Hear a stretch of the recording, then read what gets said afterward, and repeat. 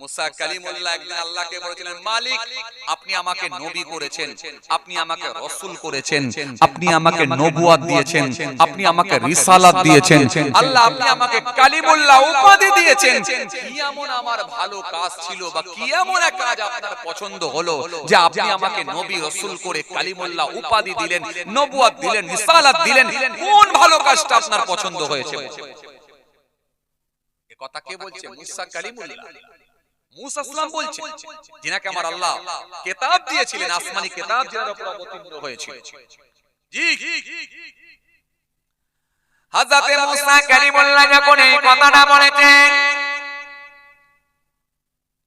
আমার আল্লাহ সেই সময় বলেছিলেন, ও মুসা শুনে রেখে দাও, ও মুসা জেনে রেখে দাও, তোমার কি মনে নাই মুসা, তুমি তো ছাগল চড়াতে, তোমার কি মনে আছে?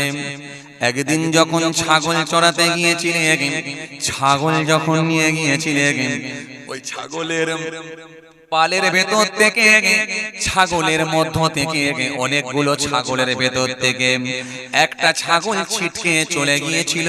ও মুসা, ছাগল দৌড়াতে লেগেছিল।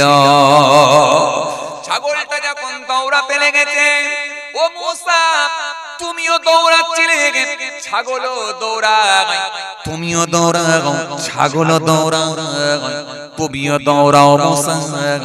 ছাগলটি ভয় পেয়ে গেল, ভয় পেয়ে গিয়ে পাহাড়ের উঁচু টিলার উপরে উঠে পড়ল। পাহাড়ের উঁচু টিলার উপরে উঠে ছাগলটা থরথর থরথর করে কম্পন হতে লাগলো, থরথর থরথর করে কাঁপতে লাগলো। ও মুসা তুমিও পাহাড়ের উঁচু টিলার উপরে উঠে পড়লে। মুসা সালাম বড় রাগী মানুষ ছিল, এই ওয়াজ আপনাদের বড় রাগী মানুষ ছিলেন।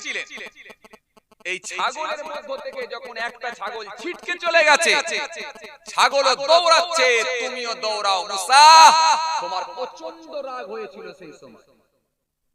ছাগলটি যখন ছুটে ছুটে ছুটে ছুটে গিয়ে পাহাড়ের উঁচু টিলার উপরে উঠে কম্পন হতে লাগলো, কাঁপতে শুরু করলো, থরথর করে কাঁপছে। মুসা তুমিও পাহাড়ের উঁচু টিলার উপরে উঠলে, উঠে তোমার প্রচন্ড রাগ হওয়ার পরেও কিন্তু এই ছাগলের দৃশ্য দেখে, অবস্থা দেখে তোমার অন্তরে একটা মায়া জন্মে গেল, একটা মোহাব্বত তৈরি হলো, একটা ভালোবাসা তৈরি হলো, একটা আন্তরিকতা তৈরি হলো। তুমি ছাগলটিকে সেই সময় বলেছো, ছাগল তুই বড় ভয় পেয়ে গেছিস না? তুই বড় ভয় পেয়ে গেছিস, হ্যাঁ? বড় টেনশন করছিস ছাগল? তুই মনে মনে ভাবছিস আমি তোমার উপর প্রহার করব, আমি তোকে মারবো, আমি তোকে কষ্ট দেব। তুই ছাগল তোর সঙ্গী সাথীদেরকে ছেড়ে এসে বড় ভয় পেয়ে গেছিস, তোর কাঁপনি শুরু হয়ে গেছে।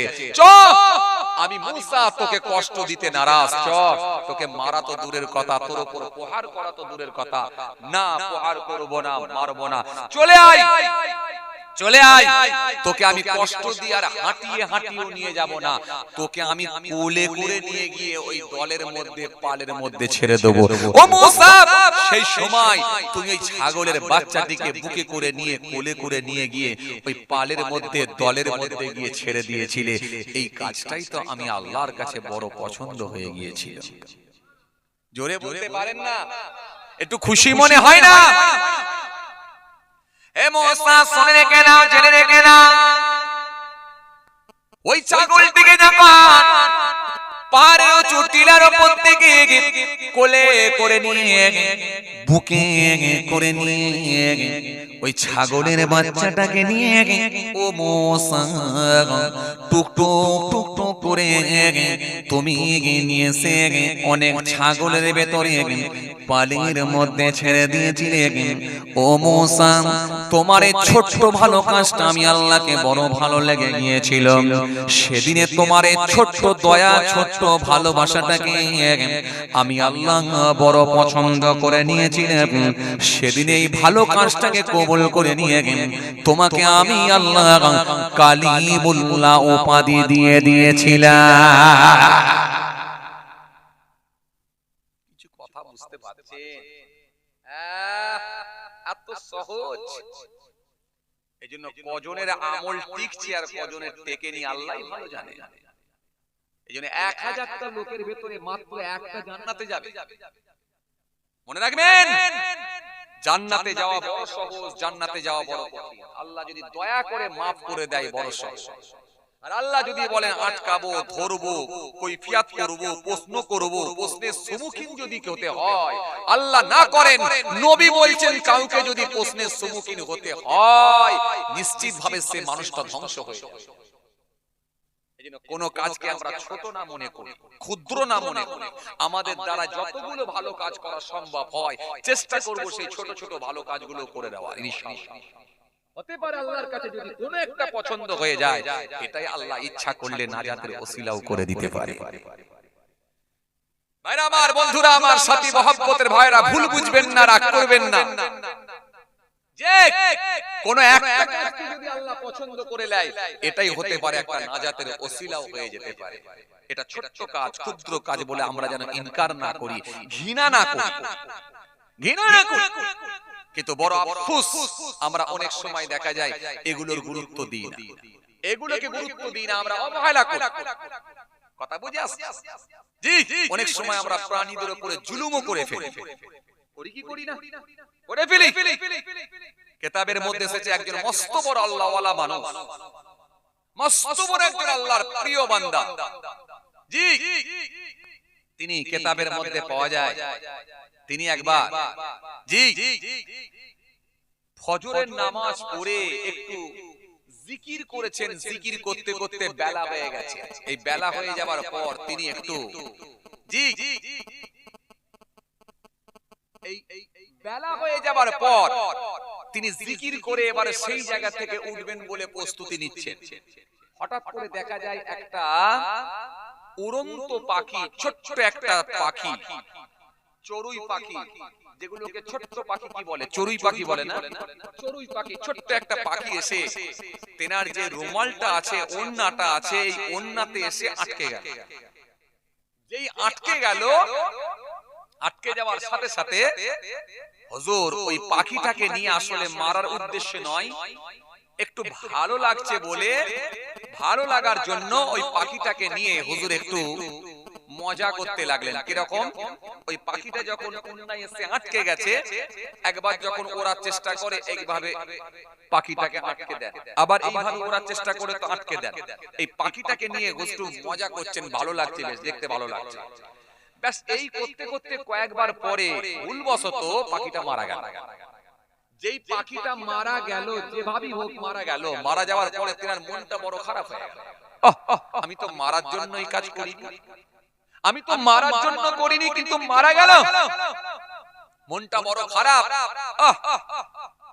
মনের দিক দিয়ে বড় চিন্তিত হয়ে পড়লেন। আমি তো মারার উদ্দেশ্য করিনি, কিন্তু মারা গেল। আল্লাহর কাছে মাফ চাইছে, আল্লাহ তুমি ক্ষমা করো, মাফ করো, আমি মারার উদ্দেশ্য করিনি, আমি মারার জন্য করিনি, কিন্তু মারা গেছে ভুলবশত, যেভাবেই হোক মারা গেছে, আমি মারার উদ্দেশ্য করিনি। ব্যাস হুজুর এশার নামাজ পড়েছেন, এশার নামাজ পড়ে বিছানায় শুয়েছেন, মনে মনে ভাবছেন তাহাজ্জুদে উঠে তাহাজ্জুদের নামাজ পড়ব। তাহাজ্জুদের নামাজ পড়বেন বলে যখন উঠলেন, উঠার সাথে সাথে হঠাৎ করে দেখা যায় তার ডান দিকের একটা হাত আর একটা পা অবশ হয়ে গেল, প্যারালাইসিস হয়ে গেল, অবশ হয়ে গেল, অচল হয়ে গেল। ডান দিকের একটা হাত আর ডান দিকের একটা, কথা বলে না, ডান দিকের একটা পা, একটা পা আর একটা হাত অবশ, প্যারালাইসিস হয়ে গেল। সুস্থ মানুষ রাতের বেলা এশার নামাজ পড়ে খাওয়া দাওয়া করে শুয়েছেন, তাহাজ্জুদ পড়তে উঠেছেন, একটা হাত আর একটা পা অবশ, প্যারালাইসিস হয়ে গেল। মনটা বড় খারাপ, চিন্তিত হয়ে পড়লেন, চোখ দিয়ে পানি বের হচ্ছে। হুজুরের মুরিদ মুতাকিদিন যারা ছিলেন তাদের কাছে খবর গেল। খবর যাওয়ার পরে ফজরের সময় সকলে এসে হাজির হলেন। হুজুর বাড়িতে কোন রকমে,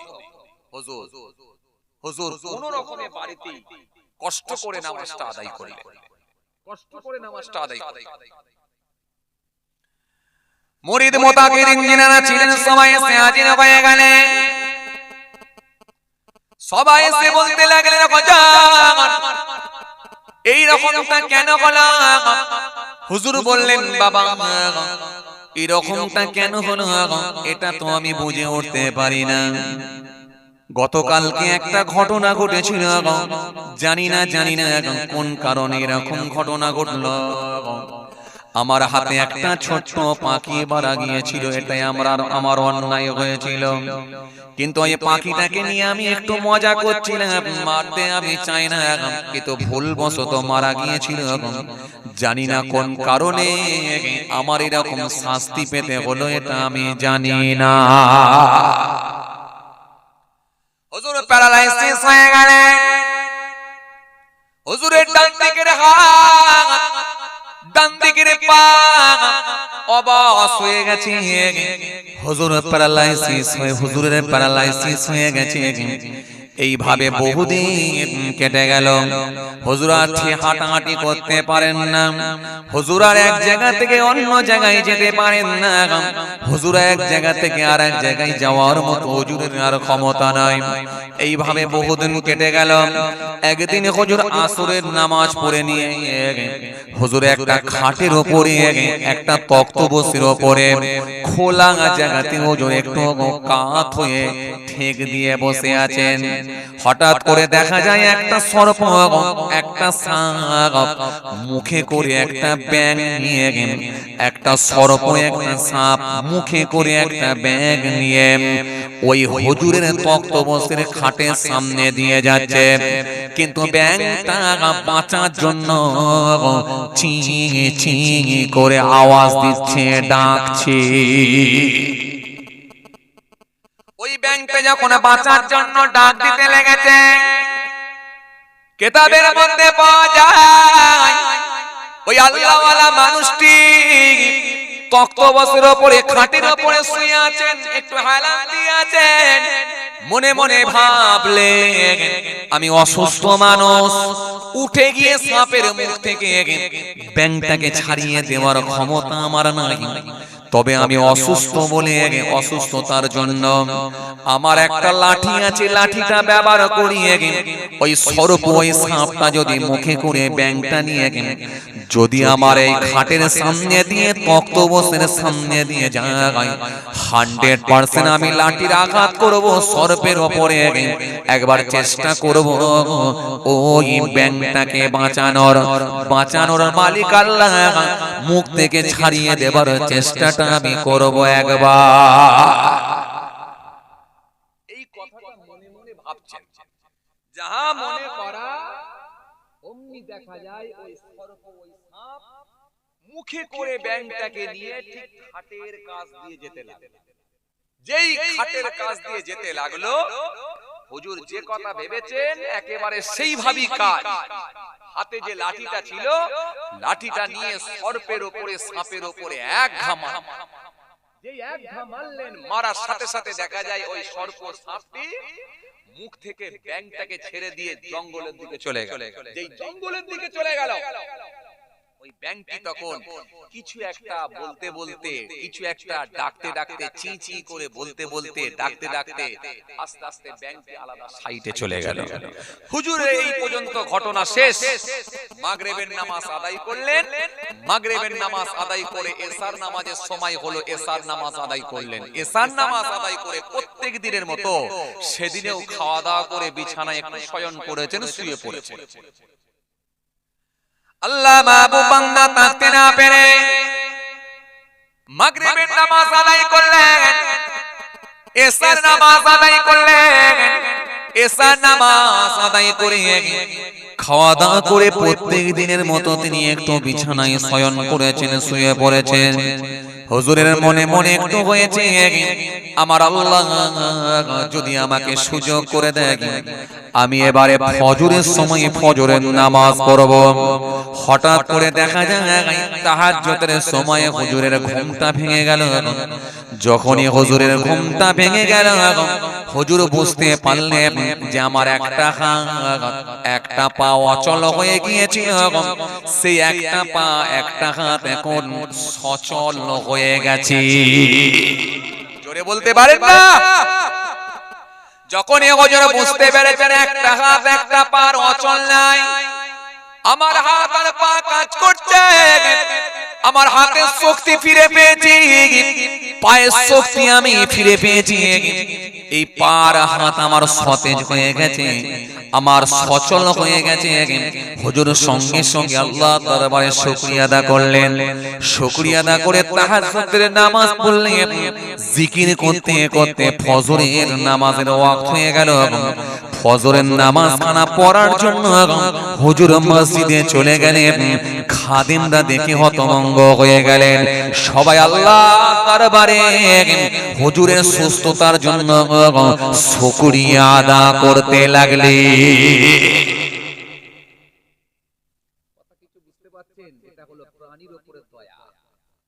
মায়া। তবে হ্যাঁ, বিষাক্ত প্রাণী যেগুলো যেগুলো মানুষের ক্ষতি করে এগুলোকে মেরে দেবার হুকুম আছে। তবে অনেক ব্যাপারও আছে। যেমন আপনি সর্প সাপকে মারতে পারেন ক্ষতিকারক জিনিস মনে করে, কিন্তু কিছু আছে বাস্তু সাপ, কিছু আছে জিন সাপ, এগুলো কিন্তু আপনাকে বুঝে নিতে হবে। কিছু দেখবেন সাপ এমন আছে সেগুলো হলো জিন সাপ। এই জিন সাপ হয়তো আমরা ঠিকঠাক ভাবে বুঝতে পারি না, বাস্তু সাপ আমরা অনেক সময় বুঝতে পারি না। যাক, তাহলে আমি ছেড়ে দিচ্ছি। আর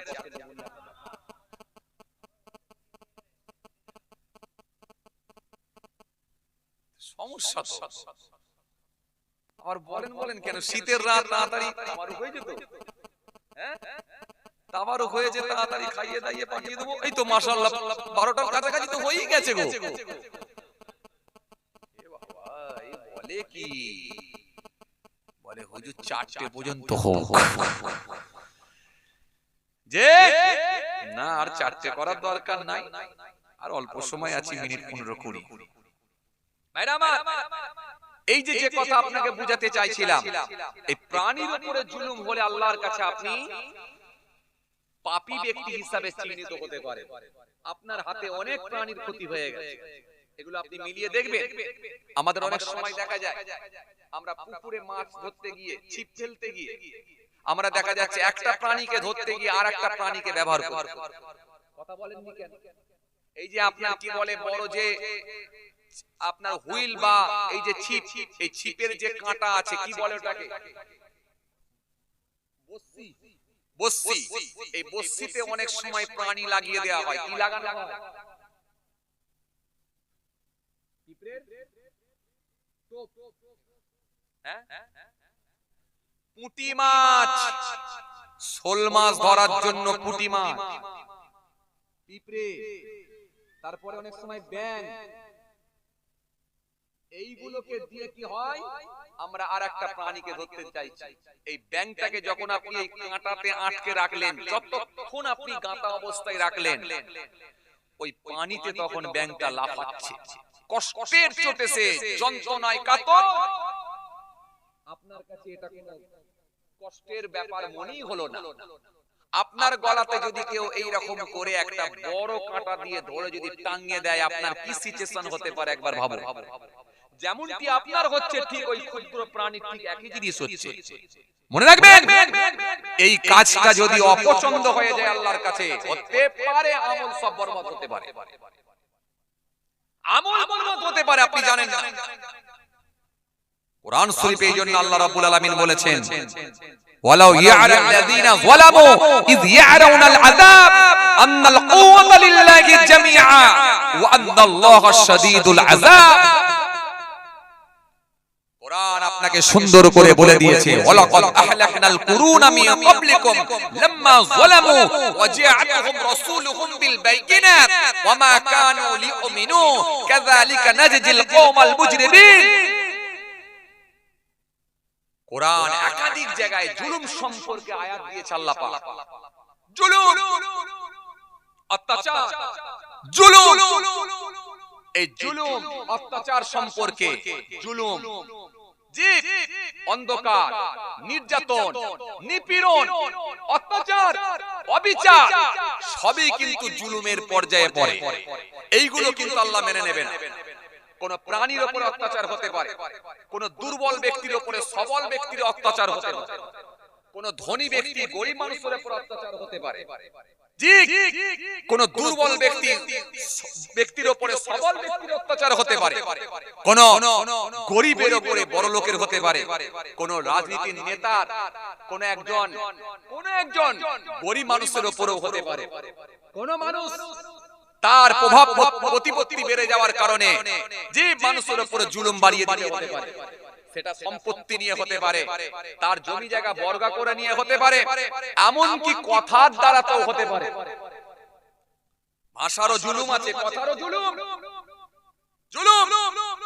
আপনি একটা লোককে গরিব মানুষ বলে তাকে ঠাট্টা মাস্কারা আপনি করতে পারবেন না, তাকে আপনি অপবিশ্বাস করতে পারবেন না। একটা লোক গরিব মানুষ বলে, অসহায় ব্যক্তি বলে, তাকে নিয়ে আপনি ইচ্ছামতো তোল করতে পারবেন না, তাকে নিয়ে আপনি পরিহাস করতে পারবেন না। ইসলাম এই ক্ষমতা আপনাকে দেয় না, এই অনুমতি ইসলাম আপনাকে দেয় না। আমাদের সমাজে আছে না, কিছু মানুষ যদি একটু কালো বেশি হয়, রংটা যদি চামড়াটা একটু কালো হয়, তাকে বলছে এই কেলে, এই কেলে কথা বলে, হয় কি না? কিছু মানুষ যদি একটু নাটা হয়, তাকে বলছি গ্যারা। আবার অনেকে বলে পটল। এগুলো হয় কি বিপদ আল্লাহ, হয় না? এগুলো বলে না মানুষ, বলে মানুষকে জি পরিহাস করা, মানুষকে নিয়ে আপনার কি বলে টোল করা, মানুষকে ঘৃণা করা, এটা ইসলাম শেখায় না। এজন্য তো ইসলাম পৃথিবীর ধর্ম হলো ইসলাম ধর্ম। সারা পৃথিবীতে কম বেশি প্রায় 4 থেকে 4,500 ধর্ম আছে। আমি কোন ধর্মকে ঘৃণা করি না, প্রত্যেকটা ধর্মকে আমি রেসপেক্ট করি, সম্মান করি, শ্রদ্ধা করি। কিন্তু আমি জোর গলায় বলতে পারি, পৃথিবীর জমিনে যত ধর্ম আসুক না কেন, ইসলাম ধর্মের উপরে কোন ধর্ম হতে পারে না। আমার কাছে শ্রেষ্ঠ ধর্ম সেটাই হলো ইসলাম ধর্ম। জোরে বলতে পারেন না, এ কথা আমার নয়, মহান আল্লাহ নিজে কোরআনের মধ্যে বলছেন 3:11 পৃষ্ঠা, ইন্নাদ দীনা ইনদাল্লাহিল ইসলাম, আমি আল্লাহর কাছে মনোনীত ধর্ম, শ্রেষ্ঠ ধর্ম সেটা হলো ইসলাম ধর্ম। ইসলাম ধর্মের উপরে কোন ধর্ম হতে পারে না। দেখছেন না কত ক্ষুদ্র ক্ষুদ্র জিনিসগুলো ইসলাম বলেছে। আল্লাহ বলেছেন একটা ছোট্ট প্রাণীর উপরে জুলুম করলেও তাও কিন্তু আমি ছাড়ব না। কত ছোট্ট ছোট্ট বিষয় নিয়ে ইসলাম আলোচনা করেছে। এই জন্যই তো টাইসনের মতো মানুষ, গ্যারি বিলারের মতো মানুষ, ওয়ার্নার ক্লাউনের মতো মানুষ, কেসিয়া স্কেলের মতো মানুষ, যে ইসলাম আপনাকে সব শিখিয়েছে। কেসিয়া স্কেলের মতো একজন পণ্ডিত মানুষ, যিনি একজন মস্ত বড় বক্সার ছিলেন, সারা ওয়ার্ল্ডে জিনার নাম, সারা পৃথিবীতে জিনার নাম, সারা বিশ্বে জিনার নাম, সারা ওয়ার্ল্ডের মানুষ, সারা পৃথিবীর মানুষ চেনে কেসিয়া স্কেলেকে। পরবর্তীকালে নাম দেওয়া হয়েছিল মোহাম্মদ আলী কেলে। এই যে কেসিয়া স্কেলে এর ইতিহাস আপনারা পড়েছেন, জানেন। সারা ওয়ার্ল্ডে, সারা পৃথিবীতে জিনার নাম। কেসিয়া স্কেল একদিন ফ্লাইটে করে যাচ্ছেন, উড়ে উড়ে যাচ্ছেন, ফ্লাইটে যাচ্ছেন, পড়তে পড়তে যাচ্ছেন একটা বই, ছোট ছোট একটা কিতাব। পাশের সিটে বসে আছেন একজন ব্যক্তি, তিনি পড়ছেন একটা কিতাব, পুস্তক, বই, প্রিয় নবী হযরত মুহাম্মদ সাল্লাল্লাহু আলাইহি ওয়াসাল্লাম। এই ছোট্ট একটা বই পড়ছেন। কেসিয়া স্কেলে বললেন, ভাই প্লিজ একটু বইটা যদি আমাকে দেওয়া যেত, এক্সকিউজ মি, দয়া করে শুনবেন, এই বইটা যদি একটু দিতেন। পাশের সিটের ব্যক্তিরা সঙ্গে সঙ্গে বইটা বাড়িয়ে দিলেন। তিনি পড়তে লাগলেন, পড়তে পড়তে পড়তে পড়তে একটা জায়গায় পৌঁছালেন। হযরত মুহাম্মদ সাল্লাল্লাহু আলাইহি ওয়াসাল্লাম, যিনি পৃথিবীর জমিনে শ্রেষ্ঠ মহামানব হিসাবে আল্লাহ যিনাকে পৃথিবীর জমিনে প্রেরণ করেছিলেন, যে হযরত মুহাম্মদ সাল্লাল্লাহু আলাইহি ওয়াসাল্লাম has been the most practical and most successful of all prophets, সেই নবী যিনার শান আল্লাহ সবথেকে বেশি বাড়িয়েছেন, সেই হযরত মুহাম্মদ সাল্লাল্লাহু আলাইহি ওয়াসাল্লাম বললেন, এই পৃথিবীর জমিনে আমি রাসূল সত্য আর মিথ্যাকে পৃথক করে দিতে চাই। এই পৃথিবীর জমিনে ন্যায় আর অন্যায়কে পৃথক করে দিতে চাই। এই পৃথিবীর জমিনে সাদা চামড়ার কালো চামড়াকে আমি রাসূল পৃথক করে দিতে চাই না। সাদা চামড়ার কালো চামড়ার মধ্যে কোনো তফাৎ নাই। এই পৃথিবীর জমিনে আমি ন্যায়কে প্রতিষ্ঠিত করার জন্য এসেছি। কেসিয়া স্কেলে ছিলেন একজন কালো চামড়ার মানুষ, তাই তিনি বলতে লেগেছেন, মুহাম্মদ সাল্লাল্লাহু আলাইহি ওয়াসাল্লাম বললেন, এই পৃথিবীর জমিনে সাদা চামড়ার কালো চামড়ার মধ্যে কোনো তফাৎ নাই। পৃথিবীর জমিনে মনে রেখো, উঁচু আর নিচু বলে, উঁচু জাতের নিচু জাতের বলে কোনো মানুষ হয় না। পৃথিবীর জমিনে, এই পৃথিবীর জমিনে উঁচু আর নিচু বলে কিছু নাই। উঁচু জাতের মানুষ, নিচু জাতের মানুষ বলে কিছু নাই। সম্ভ্রান্ত পরিবারের মানুষ আর একজন সাধারণ পরিবারের মানুষের মধ্যে কোনো তফাৎ নাই। সাদা চামড়া কালো চামড়ার মধ্যে কোনো তফাৎ নাই। কেসিয়া স্কেলে ছিলেন কালো চামড়ার মানুষ, তিনি হতভম্ব হয়ে গেলেন। আমার চেহারাটা কালো বলে, আমার রংটা কালো ভালো বলে কত মানুষ আমাকে ঘৃণা করে, নেগলেক্ট করে, আমাকে অপকীর্ষা করে, আমাকে নিয়ে টোল করে। বিশ্ব মানব হযরত মুহাম্মদ সাল্লাল্লাহু আলাইহি ওয়াসাল্লাম তিনি বলছেন সাদা চামড়া কালো চামড়ার মধ্যে কোনো তফাৎ নাই। তিনি হতভম্ব হয়ে গেলেন, হয়ে গিয়ে তিনি গোরাবুল আরবের ইতিহাস পড়লেন। মুহাম্মদ সাল্লাল্লাহু আলাইহি ওয়াসাল্লাম সেই গোরাবুল আরবকে আরবের এই মদিনার বিশ্ব সুন্দরীর সঙ্গে বিবাহ দেওয়ার জন্য পত্র পাঠিয়েছিলেন। তিনি পড়ে হতভম্ব হয়ে গিয়ে ফ্লাইট থেকে নেমে এসে তিনি কালেমা পড়লেন। একজন পণ্ডিতের সামনে গিয়ে, তিনি একজন ধর্মগুরুর সামনে গিয়ে কালেমা পড়ে ঈমান কবুল করে নিয়েছিলেন। আগে নাম দিয়েছিলেন কেসিয়াস কেলে, পরবর্তীকালে নাম দিলেন মোহাম্মদ আলী কেলে। হ্যাঁ, এটাই তো শ্রেষ্ঠ ধর্ম ইসলাম। ইসলামের মধ্যে কোনো ভেদাভেদ নাই, ইসলামের মধ্যে কোনো তফাৎ নাই, ইসলামের মধ্যে কোনো ছোট বড়, এই উঁচু জাতের মানুষ নিচু জাতের মানুষ বলে ইসলাম কখনো বিভেদ তৈরি করে না, ভাগ করে দেয় না। এটার নাম হলো ইসলাম। বন্ধুরা, আমার সাথী মহব্বতের ভাইরা, যে কথা বুঝাতে চাইছিলাম, আমার দিনদার ইমানদার নেক আল্লাহওয়ালা ভাইরা, সেই ইসলাম ধর্মের অনুসারী যারা, জি আপনারা আমাদেরকে খুব সিস্টেমেটিক চলতে হবে। জীবনে চলার পথে এমন কিছু ছোট ছোট কাজ আছে আল্লাহর কাছে অপছন্দ হলে সেটা আমাদের জন্য কিন্তু কঠিন হয়ে যাবে, কঠিন হয়ে যাবে।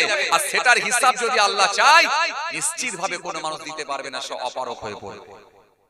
আমার দিনদার ইমানদার নেক আল্লাহওয়ালা ভাইরা, এজন্য প্রাণীর উপরে জুলুম করা এটাও কিন্তু আল্লাহ পছন্দ করে না, করে না।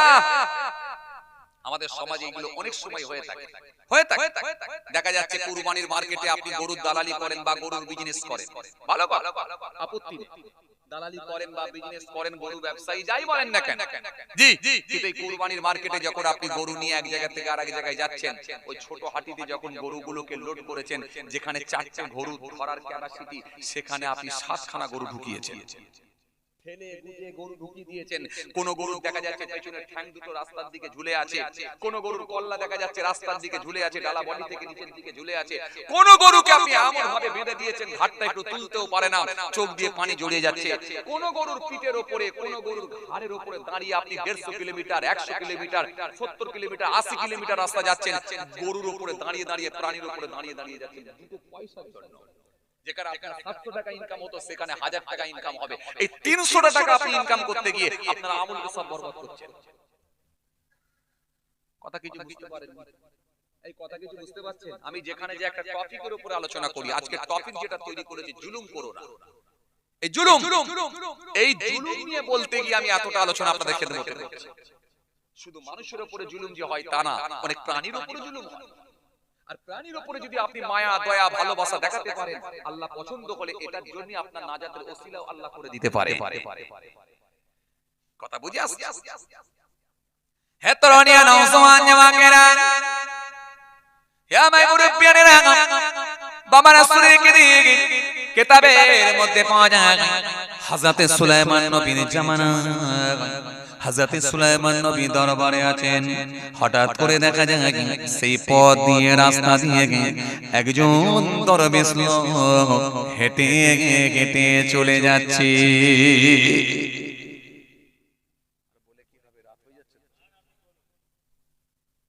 আল্লাহ, তো অনেক টাইম হয়ে গেছে। এই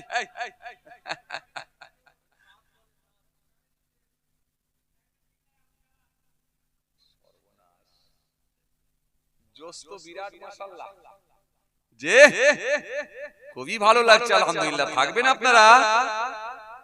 আওয়াজ ভালো পাচ্ছি না, বুঝি থাকবেন আপনারা? মাশাআল্লাহ, সবাই থাকবে। একবার তাকবীর দেন, নারায়ে তাকবীর। একটু জোরে দেন না, নারায়ে তাকবীর। আরো আওয়াজ দেন না, নারায়ে তাকবীর। তাহলে আর মিনিট 20 হলে থাকবেন তো? আরে জোরে বলেন না, থাকবেন তো? সবাই থাকবেন আলহামদুলিল্লাহ। যারা থাকবেন না হাত তুলুন।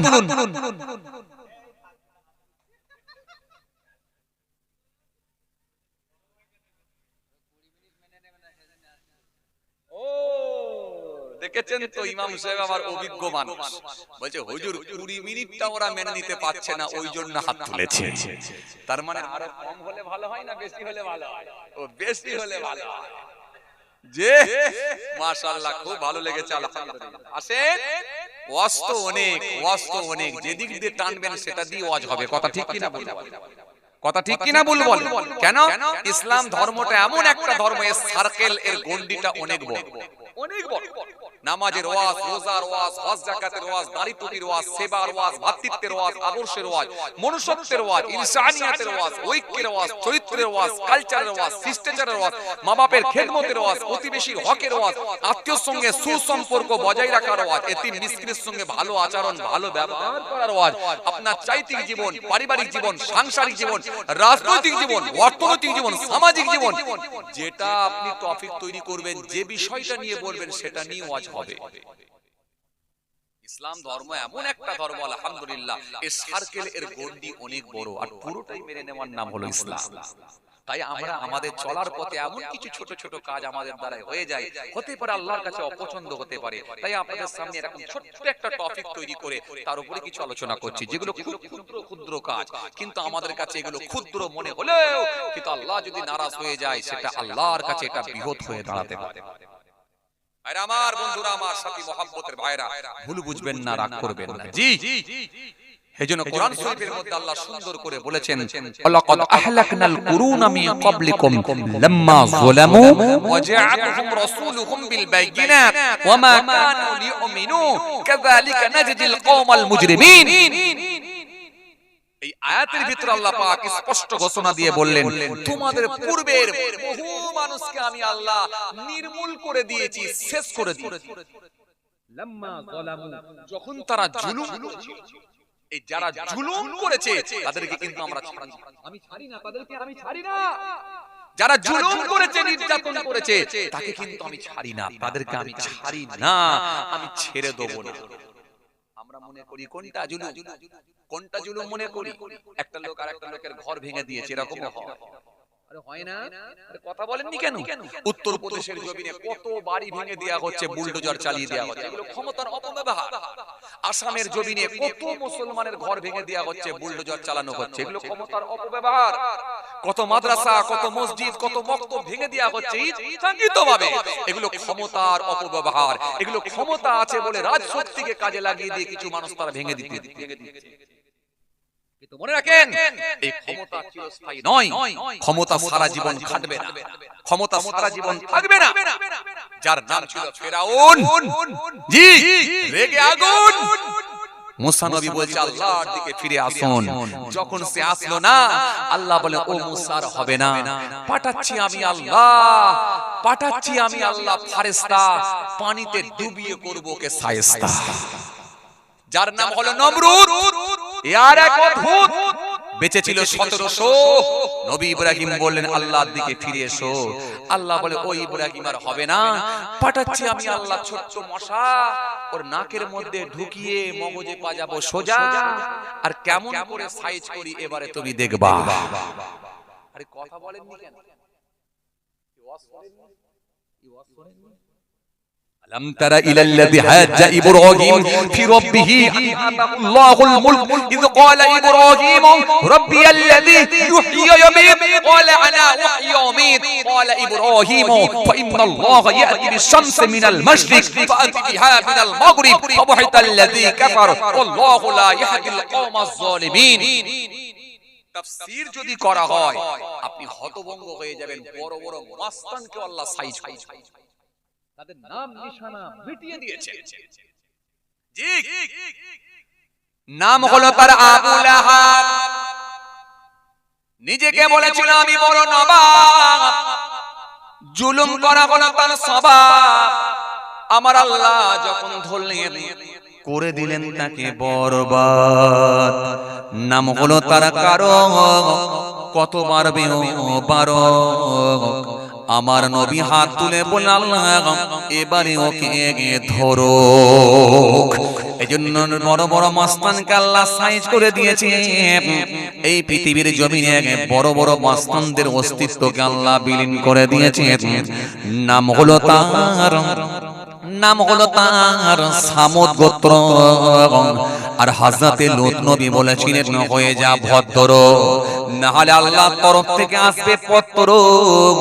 হয়ে যা এখনো সময় আছে, হয়ে যা ভদ্র। যখন তারা হলো না ভদ্র, পাঠালেন আমার আল্লাহ জিবরাইল ফেরেশতাকে চলে এলেন। জিবরাইল মাটিতে ডানাটা লাগালেন, করে দিলেন তাদেরকে কাইল। জমিনের উপরে যখন ডানাটা একবার মারলেন, জমিনটাকে তুলে উল্টে দিয়ে পরাটার মতো উল্টে দিলেন, নাম নিশানা তাদের মুছে গেল। পৃথিবীর জমিনে যারা জুলুম অত্যাচার করেছে তাদের অস্তিত্বকে আমার আল্লাহ বিলীন করে দিয়েছে। আজ যারা আইনের জালে জড়িয়ে দেব বলা, আজ যারা আইনের জালে জড়িয়ে দেওয়ার চেষ্টা চালাও, কোথাও বলো এনআরসি হবে, কোথাও বলো এনপিআর হবে, কোথাও বলো এসআইআর এর নাম দিয়ে মানুষগুলোকে চিহ্নিত করা হবে, মনে রেখে দিও অন্যায় ভাবে যদি কোনো মানুষের উপর জুলুম অত্যাচার হয়, নিশ্চিত ভাবে পৃথিবীর কোনো মানুষ যদি জবাব নাও দিতে পারে, 100% আমার রব তোমাদের জুলুমকে মিটিয়ে দেবে। কখন ধরে না ধরে না ধরে না, যখন আমার রব ধরবে সেদিনে কিন্তু পালাবে আর আর কোনো জায়গা পাওয়া যাবে না। এজন্য বাবাজি আমার ভাইরা, এজন্য আমার আল্লাহ সুন্দর করে বললেন, লাম্মা যালামু, যখন তারা জুলুম করেছিল, ওয়াজাআতুহুম রাসূলুহুম বিল বাইয়িনাত, অথচ আমি আল্লাহ তাদের কাছে পাঠিয়েছিলাম নবী রাসূলদেরকে, প্রত্যেকটা নবী রাসূলদেরকে আমি আল্লাহ পাঠিয়েছি। লাম্মা যালামু ওয়াজাআতুহুম রাসূলুহুম বিল বাইয়িনাত ওয়া মা কানু লিউমিনু, কিন্তু তারা ঈমান আনে না, তারা মানে না, তারা ঈমান আনে না, তারা মানে না। ওয়া মা কানু লিউমিনু কাযালিকা নাজজিল কওমাল মুজরিমিন, আর আমি আল্লাহ শাস্তি প্রয়োগে কিন্তু অত্যন্ত কঠোর। যখন আমি ধরব সেদিনে কিন্তু পালাবার আর কোনো জায়গা থাকবে না, কারণ আমি আল্লাহ শাস্তি প্রয়োগে অত্যন্ত কঠোর হয়ে যাব।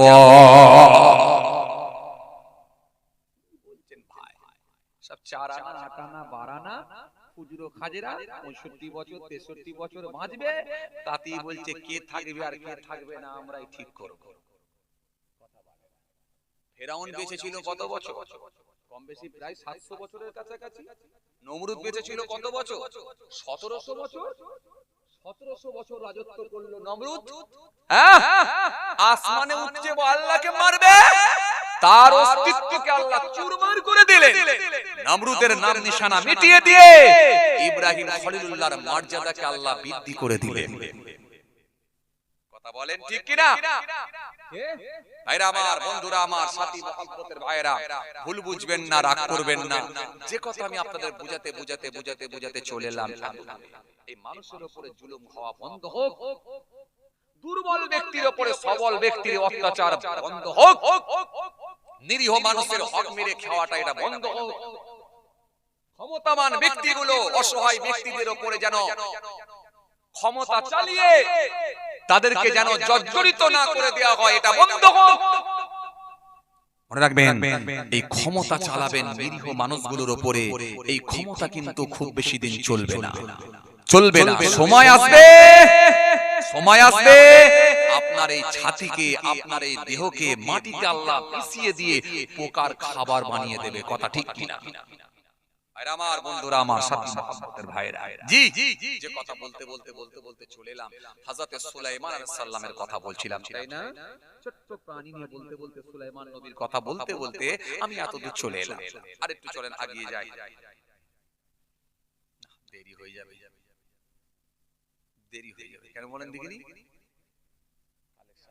কয়েক কোটি রোহিঙ্গাই নেই, মাত্র 17 লাখের কাছাকাছি রোহিঙ্গা। মায়ানমারে যারা বসবাস করে তাদেরকে রোহিঙ্গা বলে।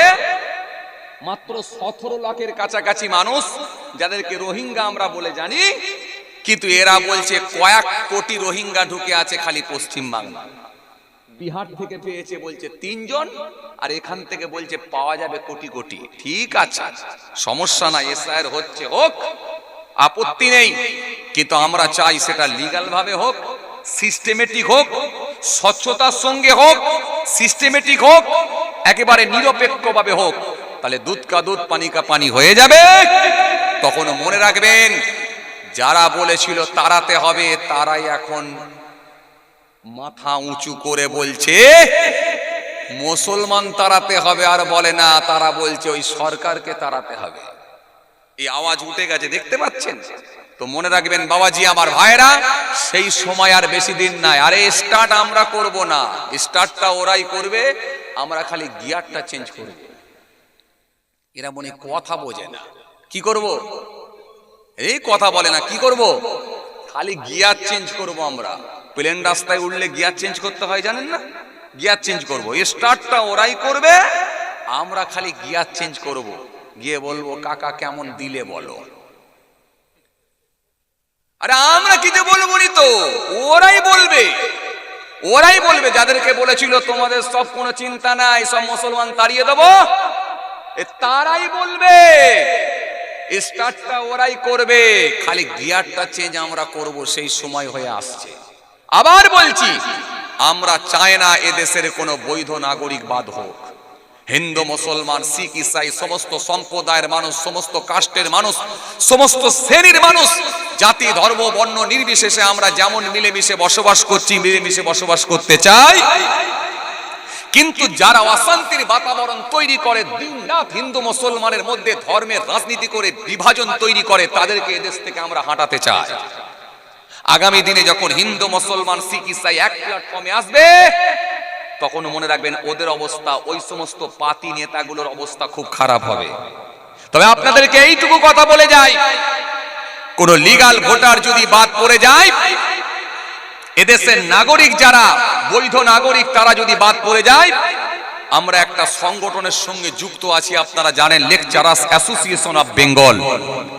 আপনারা জানেন আমরা আমাদের সংগঠনের তরফ থেকে আমরা যারা অ্যাক্টিভ মেম্বার যারা আছি, কমিটির সঙ্গে যারা যুক্ত আছি, আমরা ঐক্যবদ্ধ হয়ে আমরা সুপ্রিম কোর্টে গিয়েছিলাম।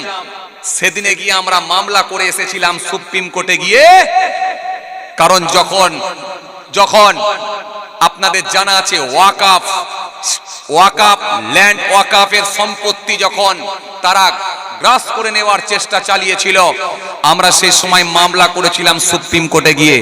আর আগামী দিনে আপনাদের বলে যাচ্ছি অন ক্যামেরায়, যদি কোনো লিগ্যাল ভোটার, বৈধ ভোটার যদি বাদ পড়ে যায়, আপনারা যোগাযোগ করবেন। ইনশাআল্লাহ আমাদের এই সংগঠন আগামী দিনে ইনশাআল্লাহ সুপ্রিম কোর্ট পর্যন্ত আমরা লড়াই করতে পারবো। ইনশাআল্লাহ বৈধ ভোটারের জন্য সুপ্রিম কোর্টেও লড়াই হবে। চাপ নেবেন না। লেকচারার্স অ্যাসোসিয়েশন অফ বেঙ্গল, আপনারা সোশ্যাল মিডিয়ার মাধ্যম দিয়ে আপনারা দেখেছেন, আপনারা জানেন, এই মিডিয়া, সোশ্যাল মিডিয়ার মাধ্যম দিয়ে আপনারা জানেন আমাদের এই সংগঠন বহুমুখী কর্মের সঙ্গে সম্পৃক্ত।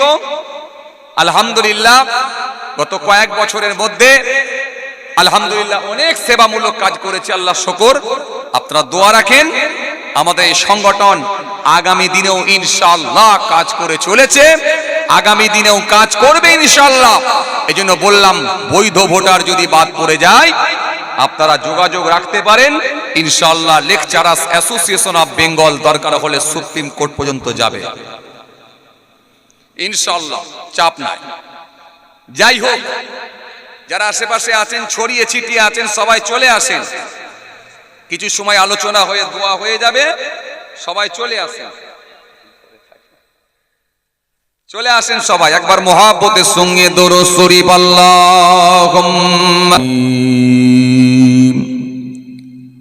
আলহামদুলিল্লাহ আলহামদুলিল্লাহি নাহমাদুহু ওয়া নাস্তাঈনুহু ওয়া নাস্তাগফিরুহু ওয়া নু'মিনু বিহি ওয়া নাতাওয়াক্কালু আলাইহি ونعوذ بالله من شرور أنفسنا ومن سيئات أعمالنا من يهده الله فلا مضل له ومن يضلله فلا هادي له ونشهد أن لا إله إلا الله وحده لا شريك له ونشهد أن محمدا عبده ورسوله إن الله وملائكته يصلون على النبي يا أيها الذين آمنوا صلوا عليه وسلموا تسليما اللهم صل على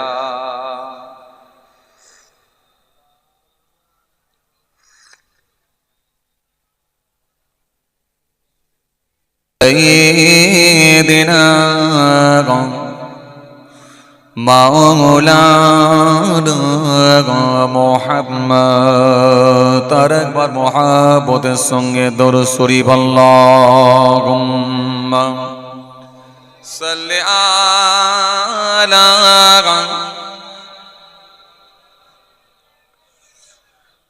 ওয়া আলা আলি সাইয়্যিদিনা মাইকমানকে চা পানি কিছু খাইয়েছেন? চা পানি কিছু খেয়েছেন? যেন একটু চা খেয়ে আসে। যান, আর লাগবে না, যান ঘুরে আসে, যান। অনেকক্ষণ বসে আছে বেচারা। বাহ, যান একটু চা খেয়ে আসে, এখন আর আসতে হবে না, যান। চাটা খেয়ে ঘন্টা দেড়েক পরে আসবে। মোহাব্বতে দরুদ শরীফ আল্লাহুম্মা সাল্লি আলা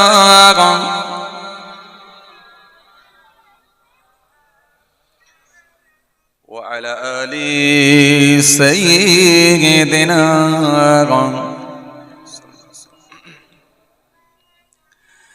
কিয়াসিয়া আকাশের চাঁদ দ্বিখণ্ড করিল,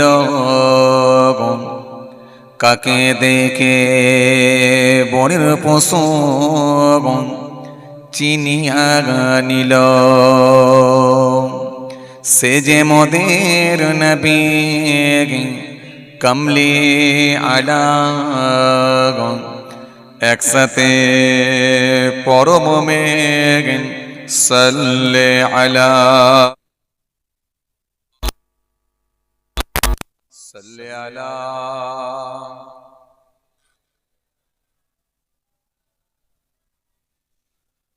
ওয়া আলা আলি সাইয়্যিদিনা।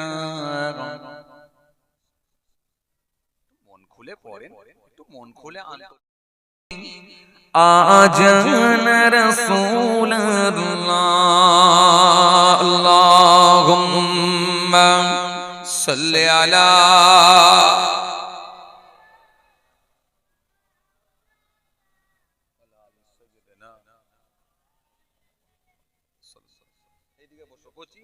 আল্লাহুম্মা সাইয়্যিদিনা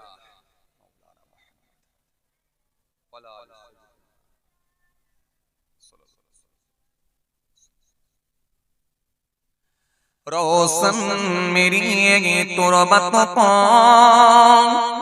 लिल्ला जरा करुणा, जब वक्त नजर आए आका दीदार अता करुणा। मैं कबर अंधेरे में घबराऊंगा जब तन्हा, इमदाद मेरी करुणी आजान रसूल अल्लाह। मोहब्बतें है ना, इमदाद मेरी करुणी आजान रसूल अल्लाह।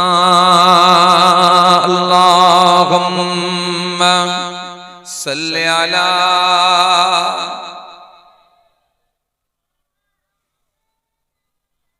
व अला आलि।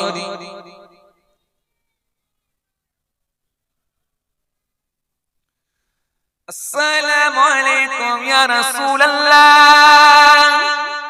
আসসালামু আলাইকা আইয়ুহান নবী আসসালাম ইয়া নবী আসসালাম ইয়া নবী আসসালাম ইয়া নবী আসসালাম ইয়া নবী ইয়া নবী আসসালাম ইয়া নবী আসসালাম আল্লাহুম্মা আওয়াজ দিয়ে পড়েন وعلى آل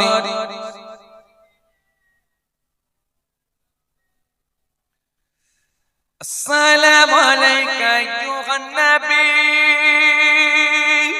السلام عليك أيها النبي السلام يا نبي السلام يا نبي السلام يا نبي السلام يا نبي السلام يا نبي السلام يا نبي السلام يا نبي يا نبي السلام يا نبي السلام يا نبي السلام اللهم سيدنا مولانا محمد আওয়াজ দিয়ে وعلى آل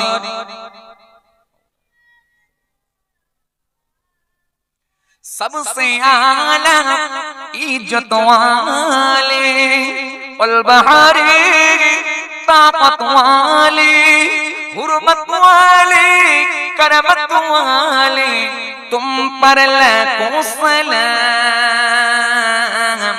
अस्सलाम या नबी السلام يا نبي السلام يا نبي السلام يا نبي السلام يا نبي السلام يا نبي السلام يا نبي السلام يا نبي يا نبي السلام يا نبي السلام يا نبي السلام اللهم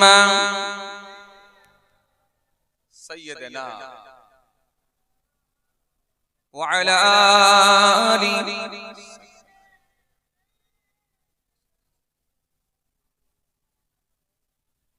रब के प्यारी रजदुलारी हम हो तुम्हारी तुम हो हमारे ये दावत रहमत वाली तुम पर लाखों सलाम अस्सलाम या नबी अस्सलाम या नबी अस्सलाम يا نبي السلام يا نبي السلام يا نبي السلام يا نبي يا نبي السلام يا نبي السلام يا نبي السلام اللهم صل على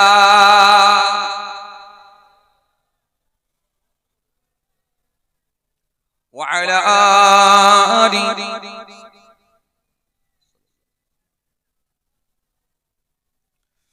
وقال الله تعالى في كلامه المجيد والفرقان الحميد يا أيها الناس اعبدوا ربكم الذي خلقكم والذين من قبلكم لعلكم تتقون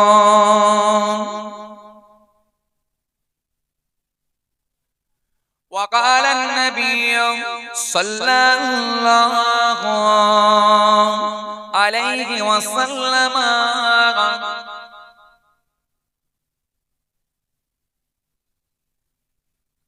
من ترك الكذب وهو باطل بني له قصر في ربض الجنة ومن ترك الميراث ومحقا بني له في وسطها ومن حسن خلقه بني له في علاها إلى آخر الحديث أو كما قال प्यारे हाज़िरान मजलिस शुद्धियो दीनदार ईमानदार परहेजगार मुत्ताकी बयोज्येष्ठ আল্লাহওয়ালা প্রবীণ মানুষেরা জওয়ান যুবক ভাইরা বয়োজ্যেষ্ঠ মানুষেরা আমার পিতৃতুল্য বাপেরা তরুণ যুবকেরা আমার যুবক সাথী মহব্বতের ভাইরা আমাদের ঘরের সন্তানেরা আমার ছোট ছোট ভাই বোনেরা আজকের মাহফিলে বসে থাকা জ্ঞানী গুণী মানুষ শিক্ষিত মানুষ বুদ্ধিজীবী মানুষ সোশ্যাল মানুষ এডুকেটেড ভাইরা আজকের মাহফিলে বসে থাকা বিশিষ্ট ব্যক্তিরা হাফেজে কোরআন উলামায়ে কেরাম হুফাজে কেরাম আল্লাহ পাকের হাজী বান্দাগণেরা খাস করে এই মহল্লার ইমাম আমাদের সকলের কাছে অত্যন্ত সম্মানীয় ব্যক্তি শ্রদ্ধার পাত্র মোহতারাম ইমাম সাহেব ভাইজান পাশাপাশি আরো জানাই আজকের মাহফিলে বসে থাকা দূর দূরান্ত থেকে আগত মেহমানগণেরা আজকের মাহফিলে বসে থাকা বিশিষ্ট ব্যক্তিরা আজকের মাহফিলে বসে থাকা ধার্মিক আল্লাহওয়ালা বাবাজিরা ব্যবসায়ী মানুষেরা এডুকেটেড ভাইরা সামাজিক মানুষেরা সকলকে আমি আমার অন্তঃস্থল থেকে সালাম ও মুবারকবাদ জানিয়ে খুব অল্প সময় সংক্ষিপ্ত কিছু বয়ান করে আপনাদের খেদমত থেকে বিদায় পাশাপাশি আরো জানাই যারা আর ইহলোকে নাই আল্লাহর জামিন ছেড়ে বিদায় নিয়েছেন নশ্বর ধাম ত্যাগ করেছেন ধরাধাম ত্যাগ করেছেন আমাদের থেকে যারা পৃথক হয়ে গেছে মাত্র ৩.৫ হাত জায়গা অধিকার করে অপেক্ষায় রত ইন্তজার করছেন ওয়েট করছেন সে কিয়ামতের দিনের জন্য জানাই তাদেরকে আমি আমার অন্তঃস্থল থেকে সালাম এবং মুবারকবাদ আল্লাহ পাকের রহমত প্রত্যেক ঈমানদারের উপর হোক আমরা জোরে বলি আল্লাহুম্মা আমিন মাশাআল্লাহ আলহামদুলিল্লাহ আজকের এই আরসুল্লাহ গ্রামের যুবক ভাইদের প্রচেষ্টায় আপনাদের সকলের সহযোগিতায় মহান আল্লাহ পাকের কৃপায় প্রতি বছরের ন্যায় এবছর আল্লাহ করিয়ে নিয়েছেন ইসালে সওয়াবের মাহফিল অনেক মানুষ হয়ে গেছে ছেলেরা সব দাঁড়িয়ে আছে দেখতে পাচ্ছি এই সামনে চলে এসো ভাই জায়গা আছে বসে যাও এই সামনে থেকে জায়গা আছে বসতে চাইলে বসে যাও অসুবিধা নেই সামনে কিছুটা জায়গা আছে ফাঁকা এই দিকটা চট বিছানো আছে হ্যাঁ আর যদি মনে হয় পেছন দিকটা বসবে তাই বসো পেছন দিকে এত জায়গা নেই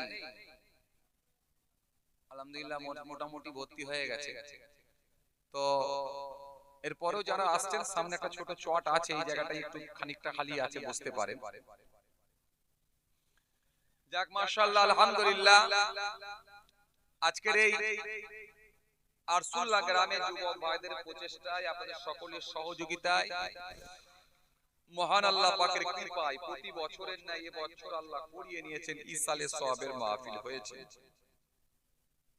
গুনাহগারকে ভালোবেসে দাওয়াত দিয়েছিলেন আল্লাহ আনিয়েছেন আপনাদের খেদমত থেকে এসে হাজিরা দিয়েছি অনেক দূর থেকে আপনাদের খেদমতে আসি আপনারা জানেন অনেক দূর সেই ফুরফুরা শরীফ সিয়াখালা সেখান থেকে আরো প্রায় ৩৭-৩৮ কিলোমিটার রাস্তা যেতে হয় আরো এক্সট্রা 1 ঘন্টা যেতে হয় এত দূর থেকে আসি আপনাদের খেদমতে রাস্তাঘাটের সিচুয়েশন এখন ভালো নয় কোথাও রাস্তায় জ্যাম ট্যাম হয় এখন গাড্ডা গুড্ডি সব রাস্তা খারাপ হয়ে গেছে যাই হোক সবকিছুকে কাটিয়ে আসতে হয় আল্লাহ আনিয়ে দেন বলি তাই এসে পৌঁছাতে পারি যাই হোক আলহামদুলিল্লাহ আল্লাহ সময় মতো পৌঁছে দিয়েছেন আলহামদুলিল্লাহ আরো 10-15 মিনিট 20 মিনিট আগেও ঢুকতে পারতাম আমি রাস্তায় একটু দাঁড়ালাম দাঁড়িয়ে একটু চাটা খেলাম একটু নামাজ আদায় করলাম এশার নামাজটা পড়লাম পরে টুকটুক করে ভাবলাম যে টাইম আছে একেবারে গিয়ে ডাইরেক্ট স্টেজে উঠে যাব আর এসে স্টেজে উঠে গেছি তো যাই হোক খুব কষ্ট আপনাদেরকে দেব না কিছু সময় আলোচনা করে দোয়া হয়ে যাবে জলসা মাহফিলটা এখন বর্তমানে খুব বেশি বেশি হচ্ছে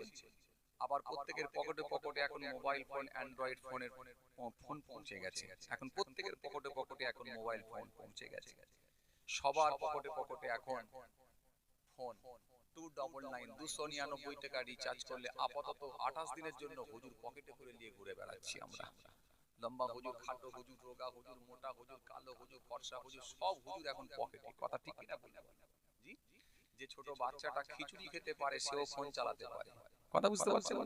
তার মা যখন বসিয়ে বসিয়ে তার বাচ্চাকে খিচুড়ি খাওয়াচ্ছে তখন বলছে, মা দেখবে সেই হুজুরটা যে আমাদের পাড়ায় এসেছিল, এই হুজুরটার ওয়াজ বার করবো, দেখবে তুই বার করতে পারবি? বলে হ্যাঁ পারবো। খালি ফোনের সামনে গিয়ে নামটা ধরে বলে দিল, ব্যাস হুজুর এসে হাজির হয়ে গেল। আরে কথা বলেন না কেন? তো এখন ছোট বাচ্চা, সেও এখন ওয়াজ বার করতে শিখে গেছে। তো সুতরাং এখন এই বাচ্চাগুলো আমাদের থেকে আরো অ্যাডভান্স, কথা ঠিক কিনা বলুন? এটাই সিস্টেম। তো যেটা আমি বুঝাতে চাইছিলাম যে আজকের দিনে আর জলসার অভাবটা নাই, এটা পূরণ হয়ে গেছে। এখন অভাব যেটা, সেটা কি? আমাদেরকে স্বচ্ছ ব্যক্তি হতে হবে। ভালো ব্যক্তির অভাব হয়ে যাচ্ছে। এই ভালো ব্যক্তি, সৎ ব্যক্তির আজকের দিনে অভাব হয়ে যাচ্ছে, ন্যায় ব্যক্তির অভাব হয়ে যাচ্ছে। কোথা থেকে শুনছিলেন আপনি? ওই ছোট কাউন্টারে সাউন্ডটা তো মোটামুটি ঠিকই ছিল। মাইকওয়ালা ভাই একবার এসলেন, কি হলো সাউন্ড যাচ্ছে না, বলছে যে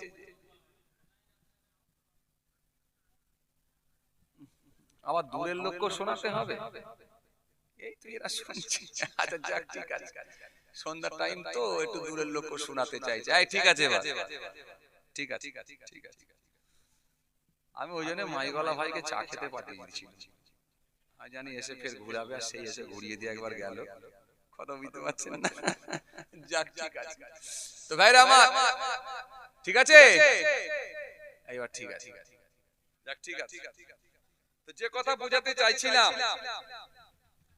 বর্তমানে এখন স্বচ্ছ ব্যক্তির অভাব হয়ে যাচ্ছে, ভালো ব্যক্তির অভাব। আপনারা ভাববেন না যেন দাড়িওয়ালা টুপিওয়ালার আমি অভাব বলছি, এটা বলিনি। কিন্তু দাড়িওয়ালা আলহামদুলিল্লাহ তুলনামূলক বেড়েছে, নামাজি আলহামদুলিল্লাহ তুলনামূলক বেড়েছে, জুব্বাওয়ালা আলহামদুলিল্লাহ তুলনামূলক বেড়েছে, হাজী সাহেব আলহামদুলিল্লাহ বেড়েছে। আর কথা বলছেন না কেন? বেড়েছে না বাড়েনি? আগের দিনে একটা হাজী সাহেব গ্রামে এলে, জি, ওই হাজী সাহেবকে দেখতে যেত মানুষ, কথা বলে না। এখন কে দেখতে যাবে? যে ছেলেটাকে বলছে জানিস অমুক হুজুর, অমুক জন হাজী সাহেব হয়ে এসেছে, বলছে আমার বাপও হাজী, আমার আব্বাও হাজী। আবার এখন এই কম পয়সায় সার্ভিস দিচ্ছে, মাশাআল্লাহ, উমরা তো একবার করিয়েছে, হজ না করতে পারলেও উমরা করে চলে এসেছে। এরকম লোকও আছে গ্রামে, আল্লাহর কাবা দেখে চলে এসেছে। তো সুতরাং হাজী সাহেবও বেড়েছে, ইমাম সাহেব বেড়েছে, দাড়িওয়ালা বেড়েছে, টুপিওয়ালা বেড়েছে, জুব্বাওয়ালা বেড়েছে, কিন্তু স্বচ্ছ লোকের আজকের দিনে অভাব হচ্ছে। পরিষ্কার লোক, স্বচ্ছ লোক, তাকওয়াওয়ালা লোক, আল্লাহওয়ালা লোকের সংখ্যা আজকের দিনে কমে যাচ্ছে। কেন? ওই দাড়িওয়ালাকে বিশ্বাস করা যায় না। সব দাড়িওয়ালাকে আমি খারাপও বলছি না, কিন্তু কিছু দাড়িওয়ালা মার্কেটে আছে, দাড়ি রেখেও গালাগালি দিতে পিছিয়ে যায় না। কথা বলছেন না কেন? এটা হ্যাঁ না কিছু বলেন না রে বাবা। কিছু দাড়িওয়ালা এমনও আছে, পকেটে বিড়ি নিয়ে ঘুরতেও কিন্তু লজ্জা করে না, সময় হলে টান মেরে দেয়, অসুবিধা মনে করে না। তো সুতরাং সব দাড়িওয়ালাকে খারাপ বলি না, কিন্তু কিছু দাড়িওয়ালার জন্য বাকি দাড়িওয়ালাদের দুর্নামও হয়, কথা ঠিক কিনা বলেন? কিন্তু মলি সাহেবের জন্য, কিছু হুজুর সাহেবের জন্য বাকি হুজুর, বাকি মলি সাহেবদের দুর্নামও হয়, কথা ঠিক কিনা বলুন? এগুলো সমাজের মানুষ, একটা শ্রেণীর মানুষ বলে থাকে। কিন্তু সবাইকে এক কাঁটাই ফেললে হয় না, এক পাল্লাই ফেললে হয় না, সবাইকে এক প্ল্যাটফর্মে আপনি ওজন করলে হবে না। ক্যাটাগরি থাকবে, আলাদা আলাদা থাকবেই থাকবে। তার ভেতরে ভালো নিশ্চয়ই আছে, ভালো না থাকলে কিয়ামত হয়ে যাবে। যেদিনে ভালো থাকবে না, সেদিনে জানবেন পৃথিবী আর টিকবে না। তো সুতরাং আমি আপনাদেরকে যেটা বুঝাতে চাইছিলাম, কি বুঝাতে চাইছিলাম, যে স্বচ্ছ ব্যক্তি, ভালো লোকের আজকের দিনে অভাব হচ্ছে। আর ভালো ব্যক্তি বলে যদি আপনি আল্লাহর কাছে পরিচিত হয়ে যেতে পারেন, নিশ্চিতভাবে আপনি টেনশন মুক্ত। আপনার জন্য আমার আল্লাহ নিশ্চিতভাবে 100% আল্লাহর দয়ার জান্নাত দেবেন বলে ওয়াদা দিয়েছে। জোরে বলতে পারেন না? একটু মন খুলে হয় না? ইন্নাল্লাযীনা আমানু ওয়া আমিলুস সলিহাত কানাত লাহুম জান্নাতুল ফিরদাউসি নুজুলা। কোরআন আপনাকে বলে দিয়েছে, ইন্নাল্লাযীনা আমানু ওয়া আমিলুস সলিহাত লাহুম জান্নাতুন তাজরি মিন তাহতিহাল আনহার যালিকাল ফাওজুল কাবীর। কোরআন আপনাকে বলে দিয়েছে। তো সুতরাং কোরআন একাধিক জায়গায় আপনাকে জানিয়ে দিয়েছে, আল্লাহ আয়াত দিয়ে জানিয়ে দিয়েছে, নিশ্চিতভাবে আমি আল্লাহ পুরস্কৃত করব আমার মনোনীত বান্দাদেরকে। এজন্য আপনাকে আমাকে আমাদেরকে স্বচ্ছ ব্যক্তি হিসাবে আল্লাহর কাছে পরিচিত হতে হবে, যাতে করে আমরা স্বচ্ছ হতে পারি। শুধু দাড়িটা রাখা, জুব্বাটা রাখা, বড় জুব্বাটা পরে ফেলার, মাথায় টুপিটা চকচকে লাগিয়ে দেওয়াটা এটা বড় ব্যাপার না। বড় ব্যাপার হচ্ছে আপনি কতটা স্বচ্ছ হতে পেরেছেন, আল্লাহর কাছে প্রিয় বান্দা হতে পেরেছেন। কথা কিছু বুঝে আসছে? আপনি যখন আল্লাহর কাছে প্রিয় বান্দা হবেন, স্বচ্ছ ব্যক্তি হয়ে যাবেন, 100% আমার আল্লাহ আপনাকে কবুল করে নেবেন। আর যে ব্যক্তি স্বচ্ছ হয়েছে, নিশ্চিতভাবে সেই মানুষটাই আল্লাহর কাছে প্রিয় বান্দা হয়ে গেছে। আমার দিনদার ইমানদার নেক আল্লাহওয়ালা ভাইরা, ভুল বুঝবেন না, রাগ করবেন না, কিন্তু জীবনে আমাদের চলার পথে এমন কিছু কিছু কাজ হয়ে যায় যেগুলো আমাদের ইচ্ছাই হোক আর অনিচ্ছাই হোক, যেগুলো আমাদের জেনে শুনে হোক আর অজান্তি হোক, এমন কিছু কাজ হয়ে যায় যেগুলো আল্লাহর কাছে হতে পারে, সেটা অপছন্দও হতে পারে। এজন্য পৃথিবীর জমিনে আপনাকে পা ফেলতে হবে খুব বুঝে সুঝে। এই 50 বছর, এই 60 বছর, এই 70 বছর আমি আপনি বেঁচে থাকবো, আমরা থাকবো, কিন্তু মনে রাখবেন চলার পথটা আমাদের সোজা রাখতে হবে। সোজা পথের দিকে যদি আমরা অগ্রসর হতে পারি, রাস্তাটা যদি পরিষ্কার স্বচ্ছ বানিয়ে নিতে পারি, 100% আল্লাহর সঙ্গে কানেকশন, ট্রানজাকশন, সম্পর্ক, রিলেশন তৈরি হবে। জোরে বলতে পারেন না সুবহানাল্লাহ? ভাইরা আমার, বন্ধুরা আমার, সাথী মহব্বতের ভাইরা, ভুল বুঝবেন না, রাগ করবেন না। এই পৃথিবীর জমিনে যে ব্যক্তিটা স্বচ্ছ রাস্তা তৈরি করে নিতে পেরেছে, সেই ব্যক্তিটাই কিন্তু আল্লাহর কাছে প্রিয় বান্দা হতে পেরেছে। হে তরুণিয়া, নওজোয়ান যুবকেরা, ইয়া মাই মুরব্বিরা, বাবা রাসূলকে দিকে, এই জন্য পৃথিবীর জমিনে যে ব্যক্তিগুলো আল্লাহর কাছে প্রিয় বান্দা হতে পেরেছে, 100% সেই মানুষগুলো আল্লাহর মনোনীত বান্দা হয়ে গেছে। আর ইনাদের সম্পর্কে আমার আল্লাহ কোরআনে সুন্দর করে জানিয়েছেন, ফাসকুরুনি আসকুরুকুম, বান্দা আমাকে স্মরণ করো, ডাকো, আমি আল্লাহ কথা দিচ্ছি আমিও তোমাকে স্মরণ করব। এই জন্য আমার আল্লাহ কোরআনে কারীমের মধ্যে স্পষ্ট আয়াত দিয়েছেন, ওয়াস্তাঈনু বিস-সাবরি ওয়াস-সালাহ, বান্দা তোমরা ধৈর্য, সবর, নামাজের মাধ্যমে আমার দরবারে বলো, আমি আল্লাহ কথা দিচ্ছি তোমাদের দরখাস্ত কবুল করব। যখন তোমরা আমার কাছে প্রিয় বান্দা হয়ে যাবে, পৃথিবীর জমিনে মারহাবা মারহাবা, কবরে ও মারহাবা মারহাবা, কিয়ামতে ও মারহাবা মারহাবা, তোমাদেরকে কেউ দমিয়ে আটকে রাখতে পারবে না। মাল্লাহুল মাওলা ফালাহুল কুল, বান্দা যখন আল্লাহর হয়ে যায়, কুল মাখলুকাত তার গোলাম হয়ে যায়। আজ যে ব্যক্তিগুলো আল্লাহর হয়ে যেতে পেরেছেন, 100% আমার আল্লাহ ওই ব্যক্তিগুলো কি বড় ভালোবাসে, ওই ব্যক্তিগুলো কি বড় পছন্দ করে। এই জন্য আমার আল্লাহ কোরআনের মধ্যে ফিরে ঘোষণা দিলেন, ইয়া আইয়ুহাল্লাযীনা আমানুত্তাকুল্লাহ, হে ঈমানদারেরা তোমরা আমি আল্লাহকে ভয় করো, ভয় করো, ভয় করো, ওয়া কুনু মা'আস সাদিকিন, সত্যবাদী যারা হয়ে গেছেন, আমার মনোনীত বান্দা যারা হয়ে গেছেন, তাদের সঙ্গী হয়ে যায়। আর যদি আপনি সত্যবাদী হয়ে যেতে পারেন, আল্লাহর মনোনীত বান্দা হতে পারেন, তাহলে এই পৃথিবীর জমিনে আপনাকে কেউ রুখে দিতে পারবে না। তাই কবি তুলসীরাম দাস বললেন, ওই মানুষগুলো কেনার হবে, ওই মানুষগুলো সাকসেস হবে। তাই কবি তুলসীরাম দাস বলে গেলেন, তুলসী জগ জগ মে আয়েগি तुम रही जगह से ऐसी करनी कर चलो तुम हंसो जग रगे।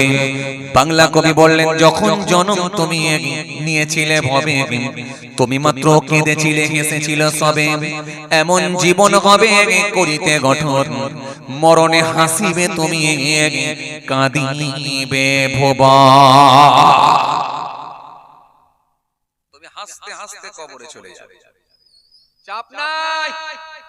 তুমি হাসতে হাসতে কবরে যাবে, মানুষ তোমার জন্য কেঁদে কেঁদে জারে জার হয়ে যাবে, জারে জার হয়ে যাবে। তুমি আমার কাছে হাসতে হাসতে চলে আসবে, তোমার কোনো টেনশন নাই, চাপ। এই যে এসআইরে কার নাম উঠবে আর কার নাম উঠবে না, মানুষের ভিতরে একটা আতঙ্ক তৈরি হয়ে গেছে। মানুষ এখন টেনশনের সঙ্গে যুক্ত, মানুষ এখন চিন্তিত, কার নাম উঠবে আর কার নাম উঠবে না। সব আছে, তারপরেও বলছে এখন কিভাবে দেখবে। কথা বলে এই যে মানুষের ভেতরে একটা আতঙ্ক তৈরি হয়ে গেছে, নাম উঠবে কি উঠবে না, কি হবে, বাদ যাবে নাকি না ডিলিট হবে নাকি না নাম থাকবে। মনে রাখবেন, দুনিয়ার এসআইরে যদি আমাদের এই অবস্থা হয়, তাহলে আল্লাহর এসআইরের অবস্থাটা কেমন হবে? কার ভেতরে ঈমান থাকবে আর কার ভেতরে ঈমান থাকবে না, কাকে আল্লাহ পছন্দ করবে কাকে আল্লাহ পছন্দ করবে না, এই আল্লাহর এসআইরের নামটা কিভাবে উঠবে সেটা নিয়ে কিন্তু আমরা কটা মানুষ ভেবেছি? কথা বলেন হ্যাঁ কি? আল্লাহর এসআইরের নামটা উঠবে কি উঠবে না, এই এসআইরের নাম উঠলে আপনি ঘরে থাকবেন, আর না হলে হয়তো আপনাকে ইচ্ছা করলে ডিটেনশন ক্যাম্পেও ঢুকিয়ে দিতে পারে, এর থেকে বেশি কিছু করতে পারবে না। কিন্তু আল্লাহর এসআইরে যদি নামটা না উঠে, কবরটা আপনার জন্য খুব কঠিন জায়গা হয়ে যাবে। আর আল্লাহ নারাজ হয়ে গেলে, আল্লাহ অসন্তুষ্ট হলে, আল্লাহ ইচ্ছা করলে তাকে জাহান্নামেও দিতে পারেন শাস্তি স্বরূপ। সুতরাং আল্লাহর এসআইরে নামটা তোলা আমাদের জন্য অত্যন্ত জরুরি। কথা ঠিক কিনা? আমার বন্ধুরা, আমার সাথী মহব্বতের ভাইরা, ভুল বুঝবেন না, রাগ করবেন না। এখন আপনাদের প্রশ্ন আসবে, হুজুর আল্লাহর এসআইরে নামাজ, আল্লাহর এসআইরে নাম তোলার জন্যই তো আমরা নামাজের সঙ্গে যুক্ত হয়েছি, এসার নামাজ পড়ে এসে বসেছি হুজুর, আল্লাহর এসআইরে নাম তোলার জন্যই তো মুখে দাঁড়ি রেখেছি হুজুর, আল্লাহর এসআইরে নাম তোলার জন্যই তো ওয়াজ শুনতে এসেছি হুজুর, আল্লাহর এসআইরের খাতায় নাম তোলার জন্যই তো মাথায় টুপি দিয়েছি হুজুর, আল্লাহর এসআইরের খাতায় নাম তোলার জন্যই তো হুজুর আমি হজ করে এসেছি একবার হুজুর, পেরেছি একবার গেছি হুজুর, আল্লাহর এসআইরের খাতায় নাম তোলার জন্যই হুজুর আমি যাকাতও দিই হুজুর, আল্লাহর এসআইরের নাম তোলার জন্যই হুজুর ভোরবেলা ফজরের নামাজ পড়ে কিছু তাসবিহ পড়ি হুজুর। তাহলে আল্লাহর এসআইরের খাতায় নাম তোলার জন্য মোটামুটি আমাদের প্রিপারেশন প্রস্তুতি আছে না নেই? আরে কথা বলেননি কেন? এনা কিছু বলেন না রে বাবা। হ্যাঁ, যারা করেন তারাও মাথা লাড়েন, যারা করেননি তারাও মাথা লেড়ে দেন। যা বাবা, আরে মাথা লেড়ে দেন না, করেননি তো কি হবে, পরে তো করবেন ইনশাআল্লাহ, নাকি না করার ইচ্ছা নেই? যা বাবা, কথা বলে না, ইচ্ছা নেই, কি বলে? হ্যাঁ আছে, কবে থেকে আছে? যে হ্যাঁ ইচ্ছা আমাদের আছে ইনশাআল্লাহ, যে আল্লাহর এসআইরের নামটা তুলতে হবে, আল্লাহর এসআইরের খাতায় নামটা তুলতে হবে, সেই ইচ্ছা আমাদের প্রত্যেকেরই। কথা বলেন ঠিক কি না? এখানকারে যদি কোন লোককে বলা হয় ভাই জান্নাতে যেতে ইচ্ছা করে, বাবা নামাজিও হাত তুলে বলছে হ্যাঁ হুজুর যেতে ইচ্ছা করে, আর বেনামাজি যদি তাকে বলা হয় তোমার জান্নাতে যাওয়ার ইচ্ছা আছে, সে বলবে অবশ্যই আছে, বরং বেনামাজি আগে তুলবে। কথা ঠিক কি না? বলবে যা বাবা, হ্যাঁ না কিছু বলছেন না কেন? বলবে না? যদি বলি জান্নাতে যাওয়ার ইচ্ছা আছে, কেউ বলবে না ইচ্ছা নেই? বলবে। ঘাটটা লড়েননি কেন? হ্যাঁ না কিছু বলেন না রে বাবা। না বলবে কেউ? কেউ না বলবে না, সবাই বলবে হ্যাঁ হুজুর জান্নাতে যাবার ইচ্ছা আছে। তার মানে ইচ্ছা সবার আছে, তার মানে আল্লাহর এসআইরের খাতায় নাম তোলার ইচ্ছা সবার আছে, কিন্তু কার উঠবে আর কার উঠবে না এটা কেউ আমরা জানি না। জানে একজন, তিনি হলেন মাবুদ, স্রষ্টা, সৃষ্টিকর্তা, রব্বুল আলামিন আল্লাহ। আসেন আমি আপনাদেরকে এতটুকু বলে যাই, নামাজ রোজা দাড়ি টুপি আওকাত থাকলে হজ যাকাত আলহামদুলিল্লাহ যেমন করছেন করেন, যতটা পারেন করেন, নিষিদ্ধ কাজগুলোকে ছাড়েন। আর এর মাঝখানে কিছু ভালো কাজ অন্বেষণ করেন, খুঁজে বের করেন কোন কাজটাকে আল্লাহ ভালো লেগে যাবে, পছন্দ হয়ে যাবে। হতে পারে ওই একটা কাজেতে আল্লাহ পছন্দ হলে আল্লাহর লিস্টে, আপনার আল্লাহর খাতার লিস্টে নামটা আপনার উঠে যেতে পারে। জোরে বলতে পারেন না? একটু খুশি মনে হয় না? 2002 এর লিস্টে নাম আছে, আপনার নামটা উঠে যেতে পারে। আর আল্লাহর কাছে যদি কোনো কাজ পছন্দ হয়ে যায়, আল্লাহর ওই এসআইআর খাতার লিস্টে নামটাও আপনার উঠে যেতে পারে ইনশাআল্লাহ। সুতরাং ভাইরা আমার, বন্ধুরা আমার, মহব্বতের ভাইরা, জীবনে এমন কিছু ছোট কাজ আছে, সেই কাজগুলোকে যেন অবহেলা করবেন না, সেই কাজগুলোকে যেন ছেড়ে দেবেন।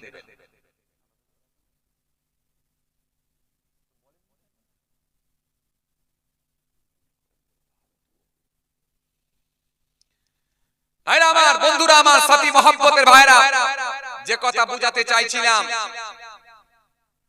তা আল্লাহর ইসরারের খাতায় নামটা তুলতে হলে আমাদের কিন্তু চলার পথটা কিন্তু ঠিক রাখতে হবে। জীবনে এমন কিছু কাজ আছে যেগুলো আকারে ছোট ক্ষুদ্র হতে পারে, সেগুলোকে ক্ষুদ্র বলে ইনকার করলে হয় না, নেগলেক্ট মনে করে সেগুলোকে সরে গেলে হয় না, ঘৃণা মনে করে সরে গেলে হয় না, নাক সিটকে দূর দিয়ে চলে গেলে হয় না। হতে পারে ওই একটা ভালো কাজই আপনার জান্নাতে যাওয়ার জন্য যথেষ্ট হয়ে যেতে পারে। জোরে বলতে পারেন না একটু? জি, আজকেই আমি পড়ছিলাম কিতাবের মধ্যে এসেছে, বিশ্বাস করেন আজকেই পড়ছিলাম, আমার খুব ভালো লাগলো হাদিসটা। আমি আবার ফোনেতে ছবি তুলে নিলাম, পৃষ্ঠার পেজটার আবার ছবি তুলে নিলাম, পড়লাম, খুব ভালো লাগলো। হযরত আবু হুরায়রা রাদিয়াল্লাহু তাআলা আনহু থেকে বর্ণিত একটা হাদিস এসেছে। জি, হযরত আবু হুরায়রা রাদিয়াল্লাহু তাআলা আনহু বলেন, জি, একজন ব্যক্তি রাস্তার উপর দিয়ে হেঁটে হেঁটে যাচ্ছেন, যেতে যেতে তৎকালীন সময়ে তিনি অত্যন্ত পানির তেষ্টা তিনাকে লাগলো, প্রচন্ড পানির পিপাসায় তিনি কাতর হয়ে পড়লেন। সামনে দেখতে পেলেন একটা কূপ, কুয়া। হেতরনিয়া নওজওয়ান জমাকে ইয়া মাইবুরে পিরিনা বাবারা শুনে গেলে ওই ব্যক্তিটা যখন কূপ দেখতে পেলেন, কুয়া যখন দেখতে পেলেন, কিতাবের মধ্যে পাওয়া যায় ওই ব্যক্তিটা আস্তে আস্তে ওই কূপের সামনে গিয়ে ওই কূপ থেকে কিছুটা বেড় ধরে নিচে না বলে নেমে সেখান থেকে পানি তুলে পানি খেয়ে কলিজা ঠান্ডা করলেন। কিন্তু ওই ব্যক্তিটা ওপরে চলে এলেন, ওপরে এসে দেখলেন আমি তেষ্টায় পিপাসায় যেমন কলিজা ফেটে যাচ্ছিল, অনুরূপ ভাবে একটা কুকুর তারও তেষ্টায় কলিজা ফেটে যায়। ওই কূপের ধারে এসে মুখটা মাঝে মাঝে কূপের দিকে একবার করে আগিয়ে দেয়, আর জমিন থেকে মাটিটা চাটতে থাকি।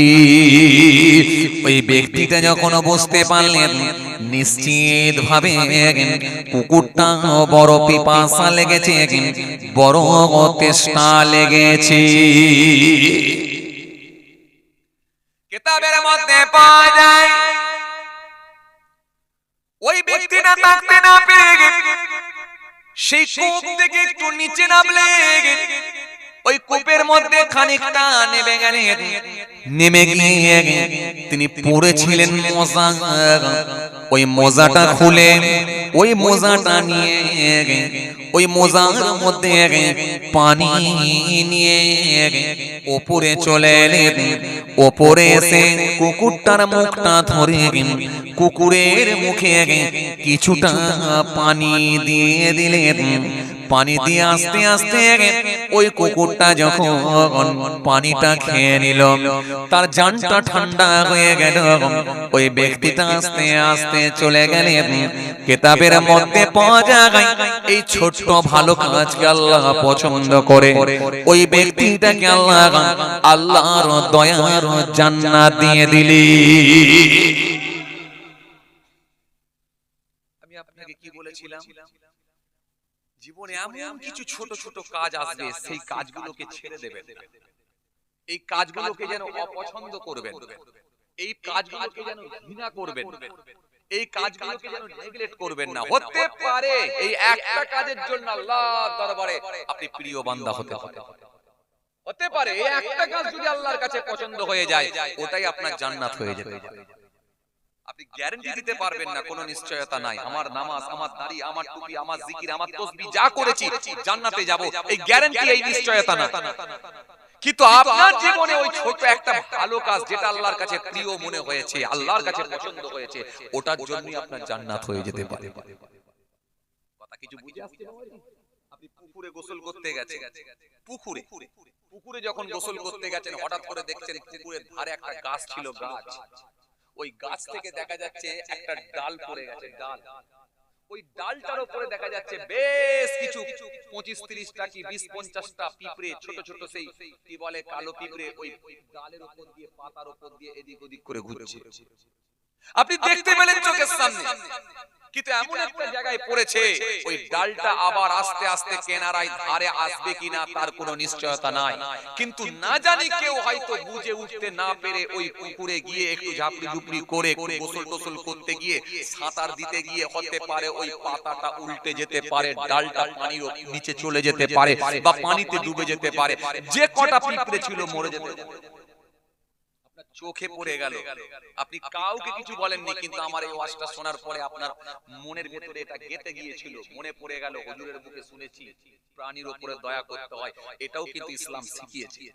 সুতরাং এই যে ডালটা পড়ে আছে, যে ডালের পাতার উপরে এই যে ছোট ছোট পিপলিকা পিঁপড়ে ঘুরছে, এই ডালটাকে যদি আমি আস্তে আস্তে তুলে কোনো শুকনো জায়গায় তুলে দিতে পারি, জমিনের উপরে দিতে পারি, এতগুলো পিঁপড়ে পিপলিকার জীবন হয়তো বাঁচতে পারে।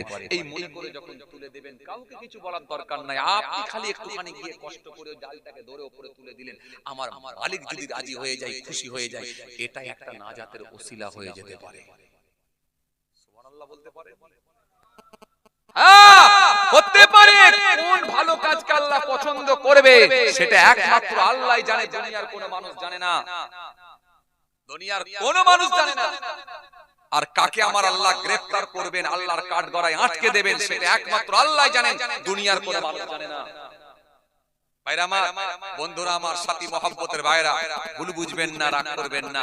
আপনি মসজিদের ট্যাপেতে গিয়ে ওযু করছেন, মসজিদের ট্যাপেতে গিয়ে যখন ওযু করছেন, দেখা যাচ্ছে কি সেই দুপুর বেলা জোহরের নামাজ পড়ার জন্য কিছু মুসল্লি ওযু করেছে, আবার আসরের সময় আপনি যখন ওই ট্যাপ খুলে ওযু করতে গেছেন, হঠাৎ করে দেখা যাচ্ছে ওই ট্যাপ থেকে নিচেটা যেখানে পানি গড়াবে সেই জায়গায় কতগুলো পিঁপড়ে চড়ছে। আপনি যদি ওই ট্যাপ থেকে ফুল একেবারে জোরে পানিটা চালিয়ে দিয়ে ওযু করেন, আপনি আপনার মতো দেখা যাবে ওই কিছুগুলো পিঁপড়ে যেগুলো নালার উপরে বা ওই ট্যাপের পানি যেটা দিয়ে যাবে ওইগুলো যেগুলো ঘুরছে, দেখা যাবে ওই প্রাণীগুলো বা ওই পিঁপড়েগুলো দেখা যাবে আপনার ওই ওযুর পানিতে গড়িয়ে গড়িয়ে গিয়ে কূপের মধ্যে পড়ে সেগুলো মারা যেতে পারে। আপনি ইচ্ছা করলে সেই ছোট ছোট পিপিলিকাগুলোকে আপনি ইচ্ছা করলে একটু বাঁচাবার চেষ্টা করতে পারেন। আপনি সেখানে কয়েক ফোঁটা পানি দিলেন, আস্তে আস্তে দিলেন, দেওয়ার পরে আস্তে আস্তে পিপিলিকাগুলো যে যার মতো উড়ে চলে যাচ্ছে আস্তে আস্তে। কিংবা শুকনো একটা গাছের পাতা নিয়ে এসে ওইখানে যখন ধরলেন, দেখা যাচ্ছে ওই পিপিলিকাগুলো পিঁপড়েগুলো আস্তে আস্তে দেখা যাচ্ছে নালা থেকে উঠে আপনার ওই ডালের পাতায় উঠে, পাতায় যখন উঠে গেল, আপনি তখন ওই পাতাটা নিয়ে ওই ডালটা নিয়ে বা ওই আপনার ডালটা নিয়ে পাতাটা নিয়ে তুলে নিয়ে গিয়ে জমিনে কোনো জায়গায় রেখে দিলেন, আস্তে আস্তে দেখা যাচ্ছে পিপিলিকাগুলো জীবন বাঁচবে। কিছু কথা বুঝতে পারেন? কথা বুঝতে পারছেন? পিপিলিকা বলে ক্ষুদ্র প্রাণী বলে আপনি ঘৃণা নেগলেক্ট করতে পারবেন না। হতে পারে এই ভালো কাজটা আপনার নাজাত পাওয়ার একটা ওসিলা হতে পারে। ভাইরা আমার, বন্ধুরা আমার, সাথী মহব্বতের ভাইরা, ভুল বুঝবেন না, রাগ করবেন না। জি, এত সহজ না, না না, কালেকশন আছে, আবার সালাম কিয়াম আছে, আবার দোয়া আছে, অনেক টাইম।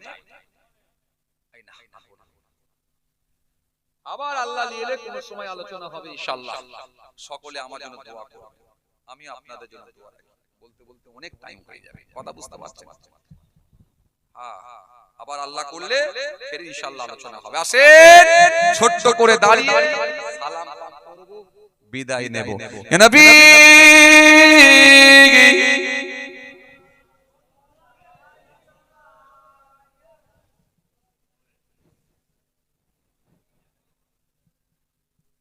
মহব্বতে পড়েন, এত মানুষ আলহামদুলিল্লাহ পুরো ভর্তি হয়ে গেছে, তো আল্লাহর শুকর যে একটু আওয়াজ করে পড়েন, মহব্বতে পড়েন। ইয়া নবী সালাম ইয়া রাসূল সালাম আলাইকা সালাম আলাইকা সালাতুল্লাহ আলাইকা সালাতুল্লাহ আলাইকা। যেন মনে মনে পড়া হয়ে যাচ্ছে, একটু জবানে জবানে হোক, মুখে মুখে হোক। এতো বলে না সে দিলে দিলে জিকির করো, এটা মনে মনে পড়া হয়ে যাচ্ছে। একটু মহব্বতে বলেন, একটু আওয়াজ করে পড়েন, উচ্চ আওয়াজে পড়েন আলহামদুলিল্লাহ, একটু ভালোবাসার সঙ্গে পড়েন, মন খুলে পড়েন। ইয়া নবী সালাম আলাইকা ইয়া রাসূল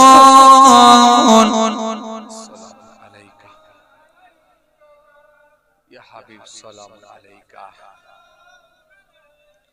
সালাওয়াত আজ হে ঈদে মুবারক, আজ হে রোজে মুসররত, আজ হে ওয়াক্তে বিলাদত, আজ হে মিলাদে হাজরাত। ইয়া নবী সালাম আলাইকা, আরো জোরে ইয়া রাসূল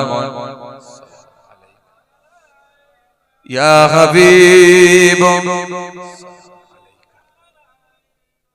সালাওয়াতুল্লাহ আলাইকা। ইয়া নবী সালাম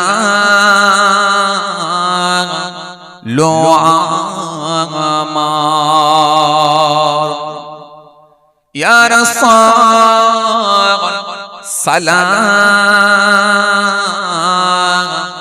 লো আমাদের, ইয়া হাবিব সালাম লো বাউলা, মোরা যে সবাই গুনাহগার। ইয়া নবী সালাম আলাইকা ইয়া রাসূল ইয়া হাবিব সালাওয়াতুল্লাহ আলাইকা। मीमू से मदीने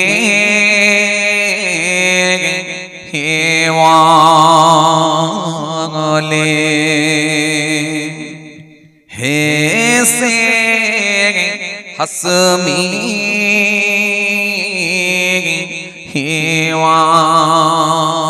वाले मीमू से मेरा वाले दाल से दीदार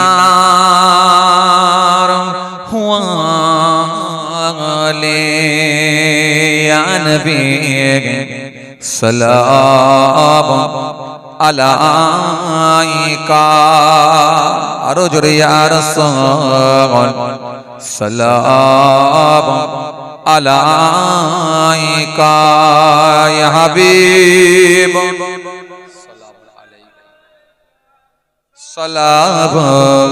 सलावतुल्लाह আলাইকা সকলে ঘুমিয়ে ওলো সে হেরাত কি কেটে যাবে ঘুমিয়ে ওলো সে তুমি কি জানবে না তোমার নিজেকে প্রভুকে প্রভুকে প্রভুকে প্রভুকে আল্লাহুম্মা সাল্লি আলা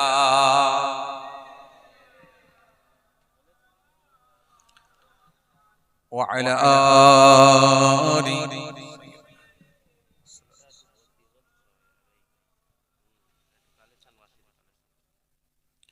তুমি কি জানবে না তুমি কি কাঁদবে না ও সুফিলে তুমি কি বলবে না দুহাত তুলে তুমি কি কাঁদবে না ও সুফিলে তুমি কি বলবে না দুহাত তুলে তুমি কি বলবে না প্রভুর কাছে হৃদয় ঢেলে হৃদয় ঢেলে হেরাত কি কেটে যাবে ঘুমিয়ে ওলো সে তুমি কি জানবে না তোমার নিজেকে প্রভুকে প্রভুকে প্রভুকে প্রভুকে আল্লাহুম্মা